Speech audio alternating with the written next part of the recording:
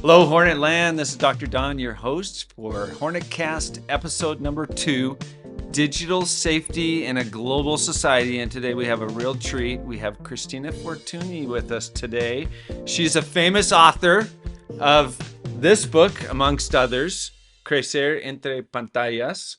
And I understand that you're an economist, you're a marketing specialist, and more importantly, you're a mother of several teenagers. Well, several sounds like too many. Like Just two? two.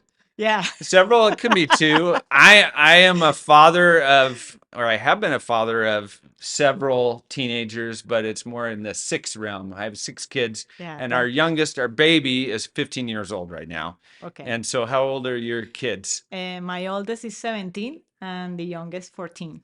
Okay, so I'm sure So I'm that having fun on you. yeah, it's It is never amazing. a dull moment with teenagers, right? Never. But we live in a different world than we grew up in. And so it's really important to have those conversations with our teenagers about the world that they live in. And your book, I know, has been a topic with our middle school parents for several years. We've done the book study. So we're just thrilled that you were able to come to our community, speak to our parents. You're doing several sessions with them. You've met with students. And awareness about the global society we live within. Any kid that has a device in their pocket, they're now a part of a whole different global society. And so I think parents that feel like we live in a bubble, we can protect our kids. Well, does your kid have a phone? Does your kid have a computer? Does your kid play games on the computer? Have you heard of something called Discord, right? These are all questions and topics that I think that parents sometimes feel uncomfortable having these conversations with their kids, partly because we don't know everything that's out there that's going on, right? And partly because we weren't raised within a screen society, right? And so this is what your book talks about. How do you get parents to feel comfortable having these conversations? What would be your advice to us as parents to help us have these conversations? I think that one first step is to understand that the world is not like a world with technology and world without technology.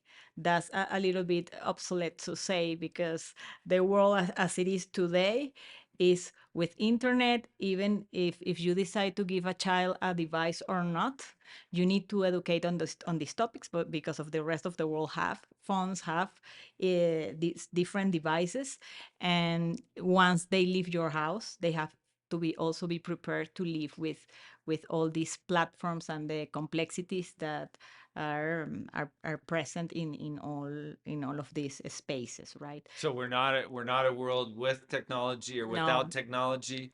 It's just there. It's This part is of just the world. It's it's the world the the way way it it is. is. It's like if I say to you, how is your life with electricity and without electricity? But It's just there. It's part it's of, just we there. take it for granted and Yeah. it's not going away. At what By age the did way, your girls, two girls, or no, a boy one and a girl, girl? a boy and a girl. Boy, what age did you give them a phone? Did you let allow, or maybe they don't have a mobile phone yet? No, they do, they do.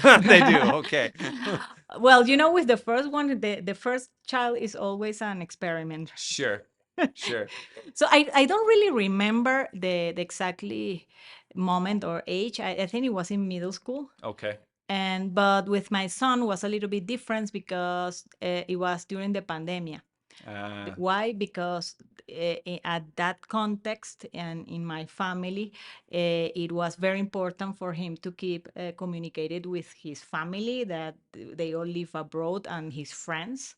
It really helped him to feel connected with his friends and other members that makes him feel less alone and less isolated in sure. those difficult times. So basically, my decisions were based in both cases on the needs that each of them had at that time. So it was necessary. It's emergency. It just happened during the pandemic that everything went online. So schooling had to be done on computers. Talking to your grandparents had to be done on computers, aunts and uncles, even people that lived close to you. At times we couldn't see them. So we had to be virtual. We had to be online. And now today, um, kids continue to be online. I've seen kids texting each other, WhatsApping each other, and they're sitting within 5 feet, but they have a conversation going on, and maybe there's someone that's not there that's part of the conversation, right? And Exactly. that's why they're having it on WhatsApp. So how do we talk to our kids about safety when it comes to technology? Because we know they're going to use it. It's the reality. But we also know that it can be scary. There can be dangerous people out there, and the technology in itself can be dangerous and addictive. Uh, so how do we do that? I mean, what's the magic bullet? Well, the way I see it is not like having a talk. It's not like, this is the day I'm gonna teach them about safety. It's on ongoing basis. It's in our daily life. And this can start since they are in preschool.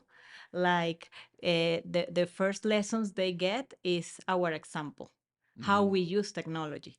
So if our kids see us all the time on our phones, even when they are so little, they think, oh, what are they looking at? It must be something very interesting in those devices that they are always looking at their phones. So our example here, I always say, any behavior or conduct that you want to see in a teenager, first start with yourself.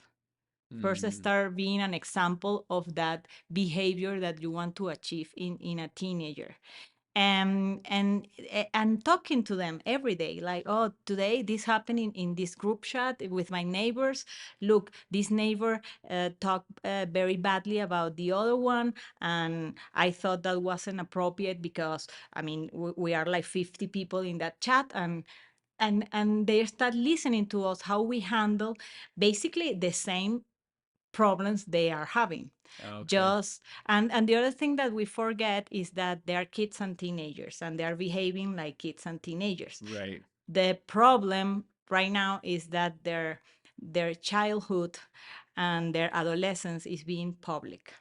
Yeah. And sometimes as adults, when we see those things on social media or in a video, we get scared because we think, oh, what's going to happen to my kid if this goes viral, and what they're going to think about him is going to close how many opportunities in his or her life. But the key is to work in the prevention. Today, you live in a world that you have to think twice before Right. you post, because we don't know at which point this can get out of control.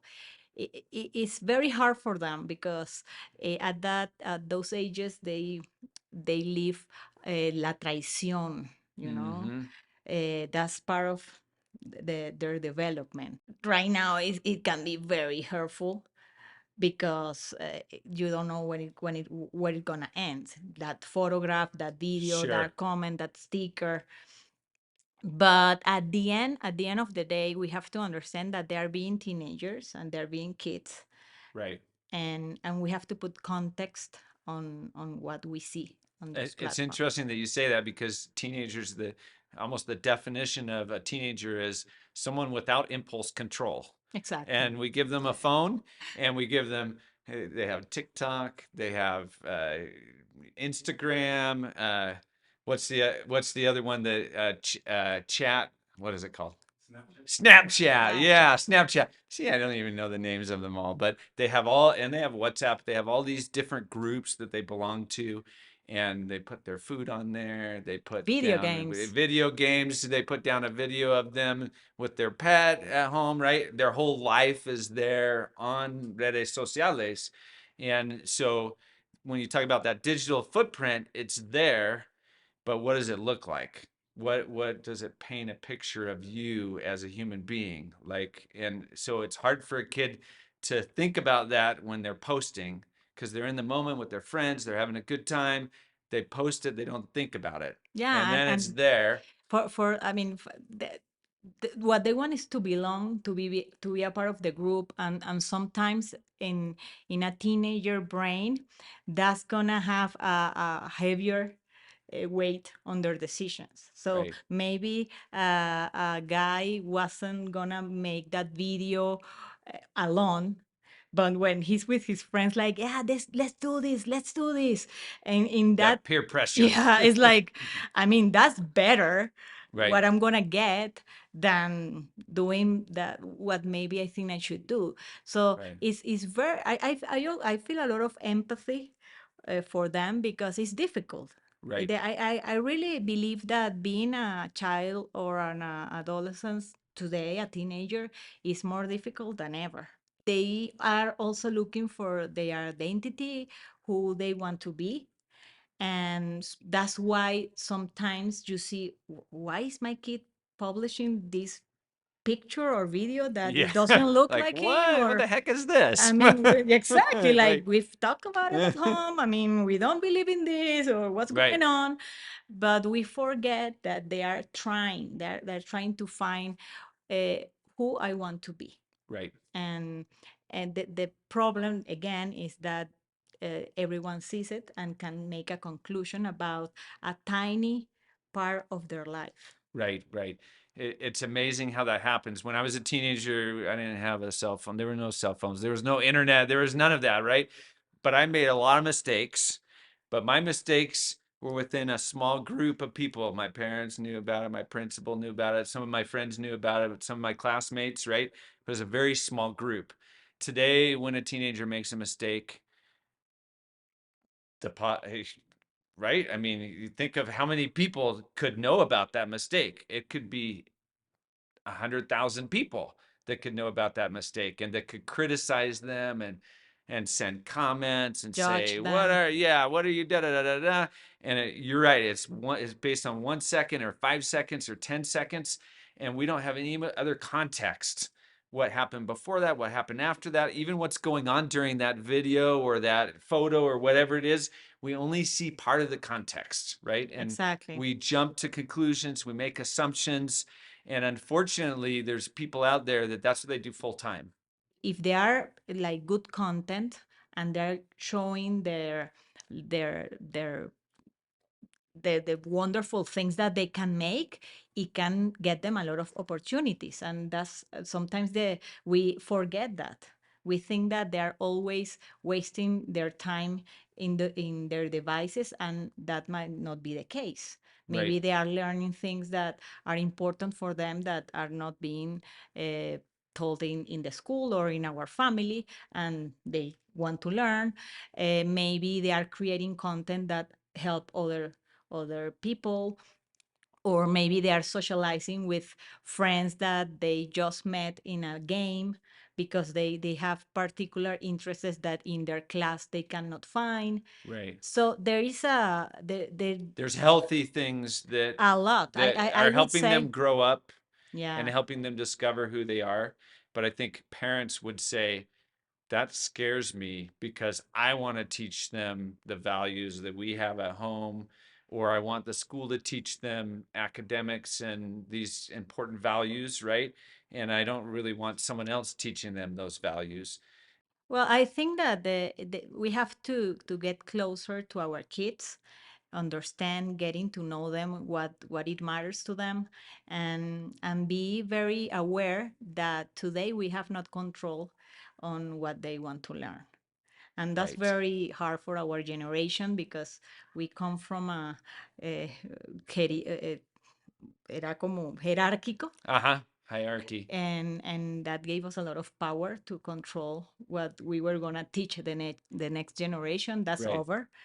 And we have to be very careful because if we are not close to our kids and we are leaving all those answers and all those curiosities to Right. the internet, and when they feel that at home or at school there is an adult that is open to talk to any topic, is what they need.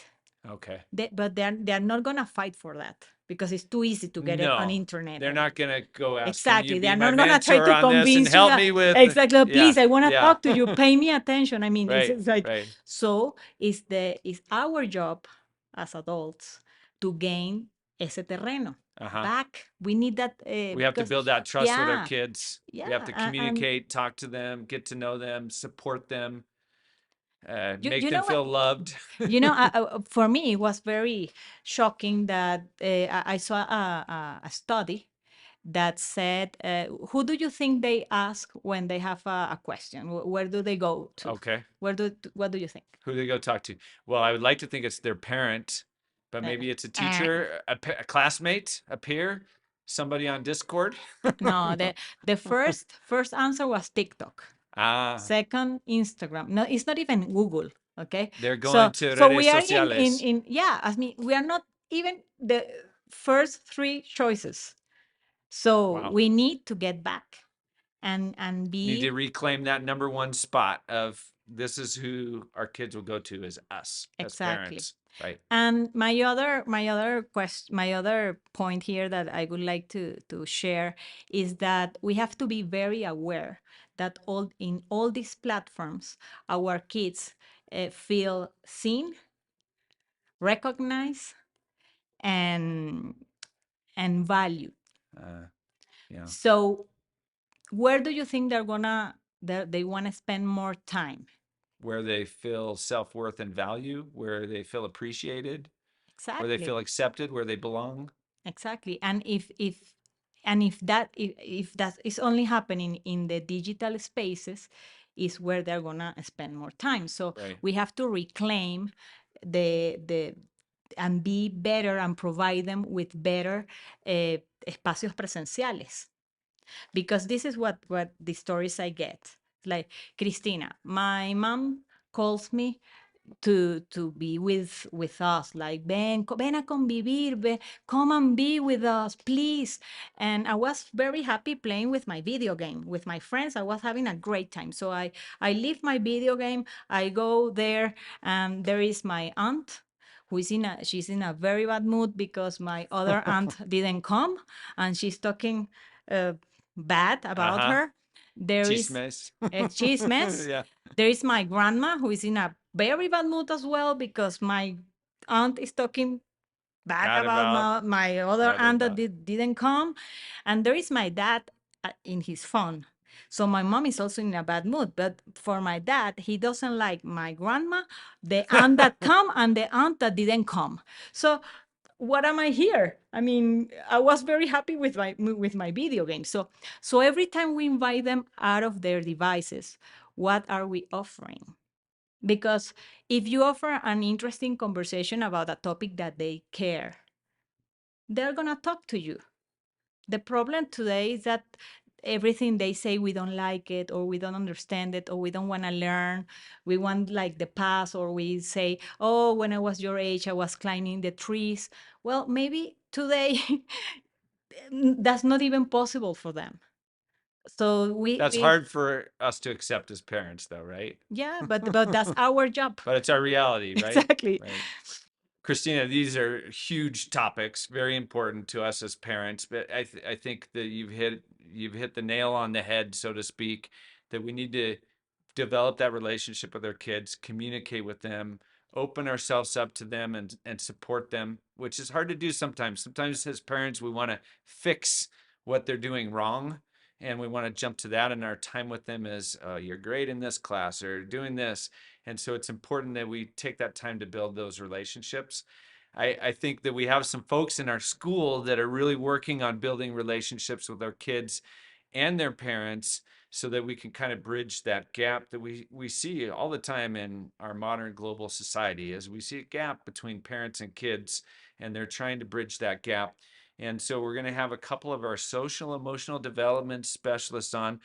Ellas tienen unas preguntas para ti, and they're going to ask their questions. And so we're really thrilled to have you here, and we thank you so much and appreciate your advice. I'm thinking already of my table conversations with my son and my wife, and how I need to change those and be a little more advanced in my relationship building as a father. So thank you. Appreciate it. Thank you for inviting me.